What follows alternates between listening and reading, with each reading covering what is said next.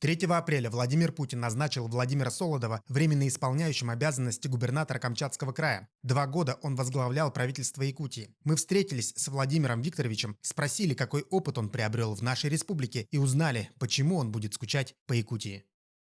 Владимир Викторович, сначала я хочу вас поздравить с назначением. Спасибо. Да, вы 2 года проработали во главе правительства нашей республики. И, наверное, давайте поговорим про достижения за эти 2 года. Чем вы гордитесь? За эти 2 года, на самом деле, очень много чего удалось сделать нашей общей команде во главе с Айсеном Сергеевичем Николаевым. Я хочу, пользуясь случаем, начать с искренних слов благодарности в адрес моего старшего товарища и руководителя Айсена Сергеевича, потому что благодаря его уникальным лидерским качествам, стратегическому мышлению нам удалось выстроить команду, и это на самом деле главный для меня результат. Главный результат, что сейчас в Республике Саха-Якутия сформирована сильная, активная, неравнодушная, уверенная в себе команда профессионалов, которые дальше будут достигать те задачи, которые перед ним будут ставиться Айсеном Сергеевичем, главой республики, президентом страны, а самое главное, народом республики. Безусловно, немало удалось и достичь с точки зрения развития республики за эти 2 года. Наверное, правильно будет начать с того, что мы смогли решить вопросы, которые многие годы до этого ставились. Приведу пример. Это строительство 2 крупнейших медицинских центров, онкологического и кардиологического, на которые благодаря федеральной поддержке мы смогли привлечь более 10 миллиардов рублей. Это то, что сдвинулось с мертвой точки. Знаковая, главная проблема для Республики Саха-Якутия – строительство мостового перехода через реку Лена. Безусловно, это результат очень серьезной поддержки, которую лично президент Российской Федерации Владимир Путин и все руководство федерального правительства оказывает Республике сегодня. И результат неустанного личного вовлечения в это Айсена Сергеевича Николаева, ну и всей нашей команды. На самом деле очень много удалось сделать с точки зрения в целом развития транспортной доступности. Мы знаем, что с прошлого года начались регулярные пассажирские железнодорожные перевозки, началось строительство современных взлетно-посадочных полос по северам. Беспрецедентные темпы набрало дорожное строительство, решаются вопросы, связанные с реконструкцией аварийного жилья. И Республика Саха-Якутия лидер по результатам в этой сфере и по тем задачам, которые перед ней стоят. Я считаю очень важным достижением, которое нам в правительстве удалось достичь, это разработка и принятие стратегии социально-экономического развития до 2032 года с целевым видением 2050 года. Дальний горизонт является признаком мудрости и стабильности, признаком уверенности в будущем, в котором мы опираемся на традиции народа Республики Саха-Якутия. И то, что в стратегии социально-экономического развития главной ценностью и главной задачей является человек, его развитие, конкурентоспособность человеческого капитала, представляется мне очень важным достижением. Действительно, мы сейчас фокусируем все меры поддержки на одной цели, чтобы граждане нашей республики жили лучше, чтобы благополучие становилось более высоким каждый день, чтобы каждый человек, вне зависимости, где он живет, в столице республики или в самом отдаленном наследии, имел равные возможности для самореализации, чтобы талантливые дети, а детей неталантливых нет, то есть каждый ребенок мог раскрыть свою одаренность и свою заинтересованность, чтобы каждый житель Республики Саха-Якутия имел право и возможность воспользоваться качественной медицинской помощью, которая может быть оказана как на месте жительства, так и в районном центре или в городе Якутске. И чтобы такое общее понимание нашего развития привело в итоге к консолидации нашего общества. Мне кажется, это очень важные задачи, и мы серьезные шаги сделали по их достижению. Безусловно, много еще предстоит сделать, но я уверен, что тот фундамент, который заложен, та команда, которая сформирована, те подходы, которые нам удалось построить, они позволят их достичь. Приведу метафору, когда мы пытаемся столкнуть огромный камень с горы. Дело не в том, с какой скоростью несется камень, А дело в том, что он сдвинут. Нам удалось сдвинуть камень, и я уверен, что дальше он пойдет набирать обороты и достигать те цели, и те надежды, те чаяния, с которыми связывают свое будущее жители Республики Саха-Якутия. Вот, а что, может быть, не получилось или чего вот не успели до конца довести? Ну, много чего осталось сделать, безусловно. И, безусловно, 2 года – это тот срок, когда рано подводить итоги, и, наверное, сами результаты только начинают появляться. Из того, что предстоит сделать, я бы, конечно, выделил проблему борьбы с бедностью. Мы сделали серьезные шаги по ее сокращению. Десятки тысяч якутян вышли из черты бедности, но еще очень много предстоит сделать. Это, наверное, главная задача, которую я бы выделил. Второе, мне кажется, самое главное, что мы начали решать, но пока еще в самом начале пути, это цифровая трансформация государственного управления. В эти дни, как никогда, мы остро чувствуем необходимость совершенствования нашего инструментария дистанционной работы, взаимодействия опосредованно цифровыми инструментами. И мы понимаем, что система государственного управления не во всем готова к этим вызовам. Уверен, что сейчас, пользуясь этим вызовом, который сейчас стоит, потому что в любом вызове нужно искать и позитив, наша команда сможет быстро осуществить ту трансформацию, которую мы планировали в последние месяцы, и реализовать эффективную систему работы в цифровой информационной среде. Вот нам, якутянам, всегда очень интересно и приятно слышать о своем регионе. И, наверное, такой общий вопрос, что вам дала Якутия?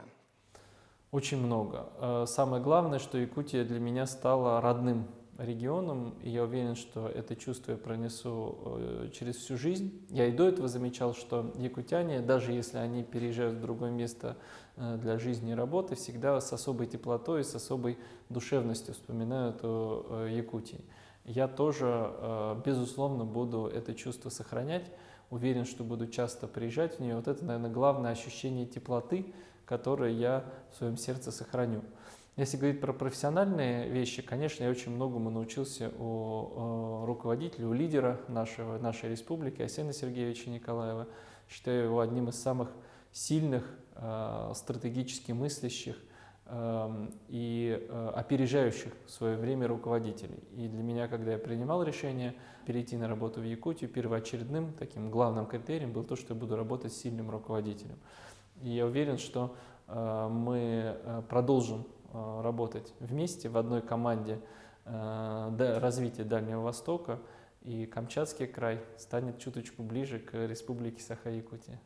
Вот если говорить о том опыте, который вы приобрели у нас в республике, как вы планируете его использовать вот в новом регионе на Камчатке? Может быть, вы для себя уже сделали какие-то параллели, составили? Безусловно, мы транслируем опыт, который у нас жизненный, профессиональный накоплен, на новые задачи и новые вызовы. И планируя сейчас то, как будет разворачиваться работа в Камчатском крае, я, конечно, на многие вещи оглядываюсь, которые сделаны в Республике Саха-Якутия.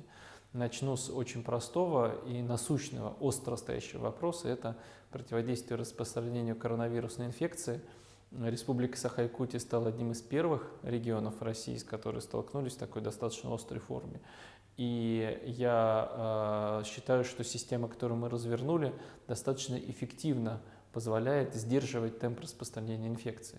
К счастью, в Камчатском крае нет ни одного подтвержденного случая коронавирусной инфекции, но это не значит, что эта земля защищена от инфекции. Нам нужно опережающими темпами разворачивать меры, направленные на предотвращение. Я, конечно, буду ориентироваться на тот опыт, который показала за эти недели команда Республики Саха-Якутия наша. Безусловно, когда мы говорим о цифровизации, о применении новых информационных технологий, Республика Саха-Якутия как передовой инновационный регион для меня всегда будет образцом, и те подходы, которые мы здесь разрабатывали, я продолжу внедрять уже в Камчатском крае.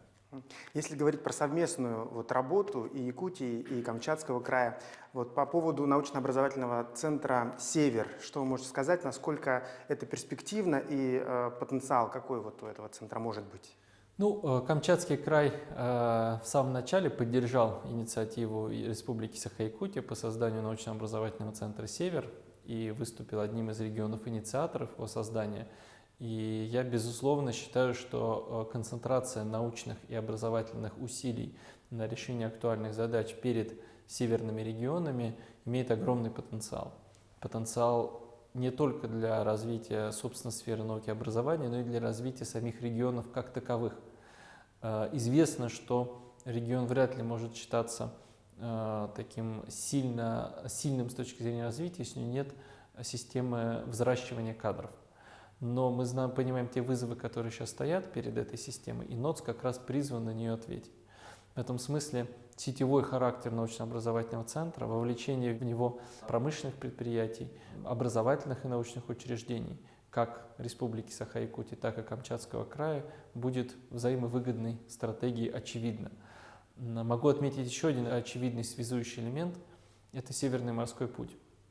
Петропавловск-Камчатский, порты Камчатского края – это конечная или начальная, если хотите, точка Северного морского пути. И значительная часть пролегает именно вдоль побережья Республики Саха-Якутия. Поэтому уверен, что Северный морской путь и его развитие будет впредь определять консолидацию в целом работы регионов арктической зоны. Камчатский край не входит в арктическую зону, поскольку находится южнее, но логически он является неотъемлемой частью вот этой системы. И уверен, что научное осмысление этих подходов тоже сыграет большую роль, и мы будем, безусловно, активными участниками этого процесса. Поэтому повторюсь, что для нас научно-образовательный центр «Север» — это прорывной проект, и мы приложим все усилия для того, чтобы поддержать те инициативы, которые мы продвигали, и придать им уже реальные очертания и начать их реализовывать. И что вы хотите пожелать своим якутским коллегам? Ну, я хочу пожелать в эти дни, главное, это здоровье. Будьте здоровы и берегите себя. Хочу пожелать веры в свои силы и такого уверенного взгляда в будущее, оптимизма. И хочу пожелать, чтобы мы сохраняли единство. Единство мыслей, единство действий. И тогда у нас все получится в едином обществе, в котором господствуют здоровые принципы отношений между людьми, будет неизбежно сопутствовать успех, будет сопутствовать благополучие, и в итоге будут достигнуты те результаты, которые ожидает каждый житель Республики Саха-Якутия. Поэтому мне хочется, чтобы с таким настроем мы продолжили совместную работу по построению гармоничного и здорового общества. Я знаю, что вы уезжаете из Якутии еще с одним знанием. Это якутского языка. Я видел ваши видео на День родного языка. Можете что-то сказать по-якутски? Это будет очень интересно и всем приятно в нашей республике. Сахам джонугар, багарабын утену, джолу ситехилери, махтанабын. Владимир Викторович, спасибо вам за беседу и желаем вам плодотворной и успешной работы. Спасибо.